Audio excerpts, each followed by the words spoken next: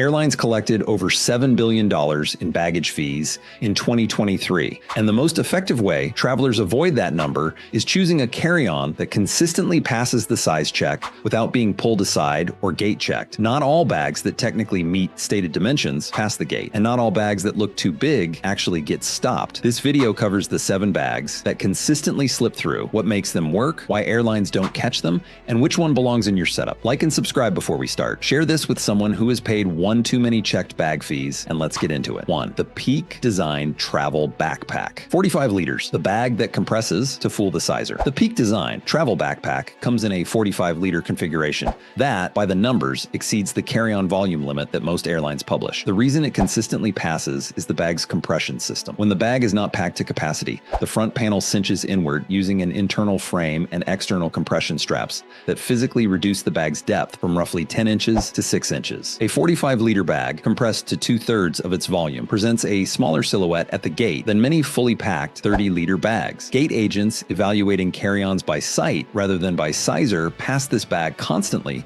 because it simply doesn't look oversized when its compression straps are properly engaged before boarding. The construction quality is exceptional. Peak Design uses a weatherproof 400D nylon shell, YKK zippers throughout, and an internal organization system sophisticated enough to eliminate the need for additional packing cubes for most travelers. The bag retails at around $300, which is the premium end of the backpack market, but the design philosophy is purpose-built for the frequent carry-on traveler who wants maximum volume with minimum profile. The 30-liter version is the unambiguously safe choice for strict airlines, but travelers who have used the 45-liter report a very high rate of uncontested boarding across domestic flights, Southwest, JetBlue, and most European carriers that enforce by sizer rather than by weight. 2. The Osprey Farpoint 40, the technical pack. Airlines consistently undersize. The Osprey Farpoint 40 is a 40-liter travel backpack that measures 21 by 14 by 9 inches when fully loaded, dimensions that sit right at or just over the carry-on limit for most U.S. carriers, but under the limit for several international carriers. The reason it passes so consistently isn't dimensional deception, it's the bag's silhouette. The Farpoint 40 uses a front-loading zip panel that allows the bag to be packed in a way where the widest dimension is pushed inward rather than outward. The result is a bag that measures wide on a tape measure, but presents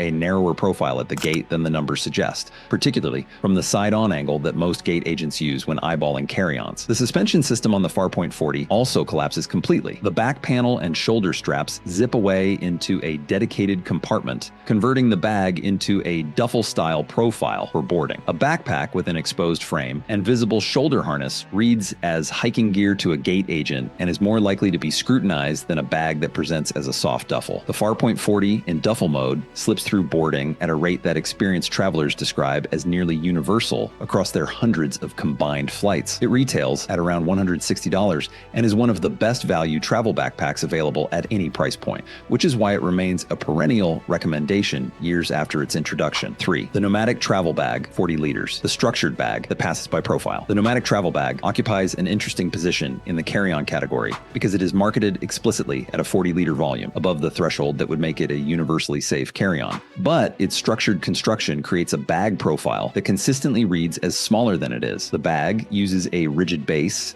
and structured side panels that prevent the visual ballooning effect that makes soft-sided bags look larger under load. When a gate agent looks at a carry-on, they are making a visual judgment, not a measurement. A bag that holds its shape precisely and presents clean. Flat surfaces look smaller than an equally sized bag that has bulging pockets and an irregular outline. The Nomadic's organizational depth is another reason it passes. The bag packs efficiently enough that travelers rarely need to overfill it, which means it rarely presents the packed-to-bursting silhouette that triggers a size check in the first place. The internal layout includes a dedicated laptop sleeve for devices up to 16 inches, a tech organization panel, and multiple compartments that distribute the bag's contents evenly rather than concentrating weight in ways that create visible bulk. At around $260, it is mid to premium priced, and the brand's emphasis on urban travel and daily carry means the bag reads at the gate as a commuter bag rather than a travel pack, a classification that attracts less scrutiny on most domestic carriers. 4. The Tortuga Setout, 35 liters, the soft-sided workaround that fits where others don't. The Tortuga Setout, 35 liters, is one of the few travel backpacks on the market specifically designed with airline overhead bin dimensions as the primary engineering constraint. At 22 by 14 by 9 inches, it is sized to fit. in the overhead bin of the smallest regional jets in the U.S. domestic fleet, the aircraft where carry-on space is most restricted and where gate checking is most common. The bag achieves this not through compression tricks, but through deliberate dimension management. No external pockets that add depth, no frame that adds height, no suspension system that adds width. Every dimension is managed to stay within the carry-on envelope of the most restrictive aircraft in domestic service. The practical result is a bag that passes the sizer on regional jets, the Bombardier CRJ series, the Embraer 145, the smaller regional aircraft that fly the short hop routes, where carry-on enforcement is strictest, consistently and without issue. Travelers who primarily fly major hub routes on wide-body or single-aisle aircraft could get away with larger bags, but anyone who regularly connects through regional jets knows that a bag that fits the regional jet sizer fits everywhere. The Tortuga Setout 35 liters retails at around $200 and is the recommendation for travelers whose itineraries include regional connections and who have previously been forced to gate check on those legs of their journey. 5. The Cotopaxi Alpa 35 liters. The bag Airlines don't profile as a carry-on. The Cotopaxi Alpa 35 liters works differently from the other bags on this list. Its dimensions are entirely within carry-on limits, 22 by 14 by 9 inches, and it passes not by exploiting flexibility in enforcement, but by presenting a visual profile that gate agents don't associate with the overstuffed problem carry-ons they are trained to intercept. The Alpa uses a clamshell opening, a structured frame, and a travel-specific layout that makes it look and handle more like a slim briefcase scaled up than like a backpacker's overnight bag. It does not have the visual characteristics, external attachment points, compression straps, gear loops, visible padding systems that signal a heavily loaded outdoor pack to an agent scanning the boarding queue. The bag's material is a 1,000 denier tarpaulin fabric that is completely weatherproof and maintains its shape under load, which prevents the visual distortion that makes borderline bags look oversized. The interior is organized around a dedicated laptop sleeve, a full-length packing zone, and a front panel pocket for documents and accessories. Cotopaxi's B Corp status and the use of remnant fabrics mean each bag has a slightly different color combination, which further distinguishes it from generic travel packs. At around $175, it is the most affordable bag on this list that fits within official airline dimensions, making it the choice for travelers who want a clean conscience about the size rules alongside a bag that passes every check. 6. The Away Carry-On, the hard shell that passes weight, checks through light. Construction. The Away Carry-On is a hard shell roller bag that became one of the best-selling travel products of the past decade, and its success is partly a function of how well it navigates the carry-on enforcement landscape. The bag's polycarbonate shell is lightweight enough that the bag weighs 7.4 pounds empty, significantly lighter than competitor hard shell carry-ons in the same size class, which typically run 8 to 10 pounds empty. On airlines that weigh carry-on bags, a lighter empty bag means more of the weight allowance is available for contents. On airlines that only check overhead bin fit, the rigid shell guarantees that the bag presents identical dimensions, whether it contains 3 pounds or 22 pounds of clothing. The specific reason the Away passes enforcement consistently is the rigid shell's behavior when placed in an overhead bin sizer. Many soft-sided bags that technically fit the stated dimensions fail the sizer because they compress awkwardly and don't enter the sizer template cleanly. The Away's rigid shell enters the sizer in one motion, sits flat, and exits cleanly. Behaviors that communicate compliance to a gate agent far more effectively than a soft bag being wrestled into the same template. The built-in compression system holds clothing flat and prevents the lid bulging that makes borderline bags obvious at a glance. At around $295, the Away is the hard shell choice for travelers who want the certainty of a rigid structure that fits the rules precisely and presents as doing so. 7. The Kelty Redwing 44, the hiking pack that passes as an oversized personal item. The Kelty Redwing 44 is a 44-liter hiking and travel backpack that carries more volume than any other bag on this list, and it passes airline size checks through a combination of soft construction and the specific way airlines classify personal items versus carry-ons in practice.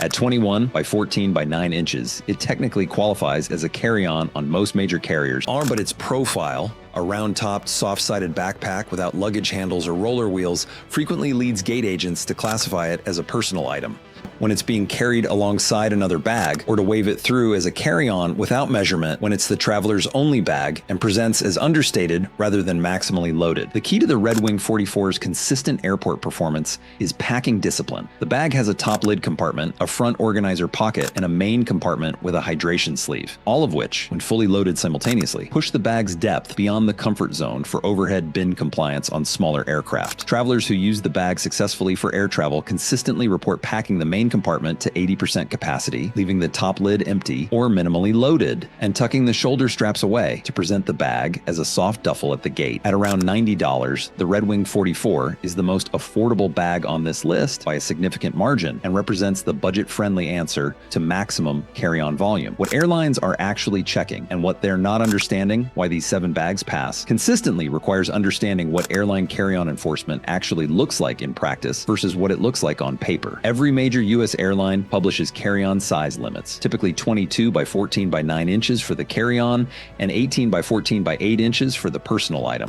And every airline has overhead bin sizers at some gates that enforce those dimensions physically. The gap between the published rules and their enforcement is significant and structural, not accidental. Airlines have no economic incentive to enforce carry-on size restrictions during the boarding process. When doing so delays the flight. A delayed departure costs the airline money in fuel, crew time, and connection disruptions that far exceeds the gate check bag fee they would collect. The practical consequence is that carry-on size enforcement is concentrated at specific moments. When the overhead bins are visibly full and gate agents need to manage boarding flow, when a specific bag stands out as dramatically oversized relative to other passengers' bags, or when an airline is running an enforcement initiative that is typically announced internally and lasts a few weeks before returning to baseline. The bags on this list pass consistently, not because they are invisible, but because they never stand out. A bag that fits the visual profile of a normal carry-on enters the bin without visible struggle and belongs to a passenger who boards with confidence and without hesitation clears the boarding process even when its measured dimensions would technically qualify for scrutiny. Airlines also enforce carry-on rules differently by route, by time of day, and by aircraft type. A full Monday morning flight on the busiest domestic route sees stricter informal enforcement than a Wednesday afternoon flight with 60% load factor on the same aircraft. A flight on a regional jet with genuinely small overhead bins sees physical enforcement by necessity. Bags that don't fit simply can't be closed into the bin. A wide-body flight with large overhead bins sees near-zero enforcement because there is bin space to absorb even oversized bags without a seating impact. Knowing which enforcement environment your specific flight operates in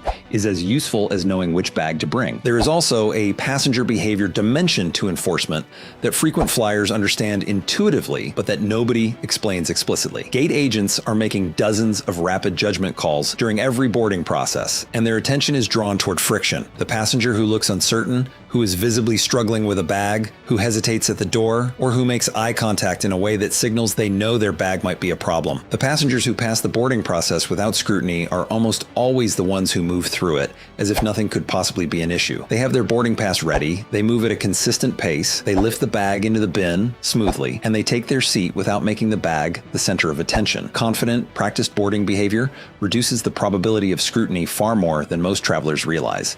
And it works independently of the bag's actual dimension, how to pack any of these bags to maximize pass rate. Choosing the right bag is only half of the equation. How it is packed determines whether it passes at the gate with the same reliability across different enforcement environments. The 3 packing principles that experienced frequent travelers apply to any carry-on are: pack the heaviest items closest to the back panel where they compress the bag's depth rather than adding to its width. Leave the outermost pocket either empty or lightly loaded so the bag's front profile stays flat, and never attach anything externally. No carabiner clips, no dangling water bottle, no jacket strapped to the outside. Every external attachment signals a traveler who is carrying more than the bag was designed for, and it signals exactly that to the gate agent evaluating boarding flow. Clothing packing method also affects the bag's profile at the gate. Rolling clothing produces a bag that is packed in cylinders, efficient for volume, but prone to creating irregular internal distribution that causes the bag to bulge asymmetrically. Flat folding and then using compression packing cubes produces a bag that is packed in rectangular blocks that press evenly against all interior surfaces, giving the bag a consistent, flat-walled appearance under load. A bag that looks like a rectangular block is easier to fit into a bin and easier to pass through a sizer than a bag that looks like it contains spherical objects pushing against the seams. Pack flat, compress evenly, and the bag's gate performance improves in independent of which specific model you choose. The timing of when you board also affects the likelihood of scrutiny. Early boarding groups, Group 1, Zone 1, or whatever the airline calls priority boarding, board before the overhead bins are under pressure. A gate agent managing an orderly early boarding process with available bin space is not looking for bags to pull. A gate agent managing a late-stage boarding group with visually full bins and 50 passengers still to board board is actively managing the overflow. If you are traveling with a bag that is at the upper edge of compliance, early boarding is not a luxury. It is a functional strategy for reducing the probability of the one enforcement moment that these bags are most likely to encounter. 7 bags that consistently pass airline size checks, 2 sections covering how enforcement actually works and how packing choices affect gate performance, and a complete picture of why the gap between the published rules and their application is wide enough for well-chosen, well-packed bags to slip through consistently. None of this requires deception or confrontation at the gate. It requires understanding what gate agents are actually evaluating, choosing a bag whose design aligns with that evaluation, and presenting it in a way that communicates routine compliance rather than borderline risk. The travelers who never pay checked bag fees are not breaking rules. They are understanding which rules are enforced, how they are enforced, and which products and habits produce the most consistent outcomes across the largest number of airline and airport combinations. That understanding is what this video was built to deliver. Hit the like button if this changed how you think about carry-on selection. Subscribe for more practical travel content every week, and share this with someone who is tired of watching their bag get pulled at the gate. We will see you in the next one.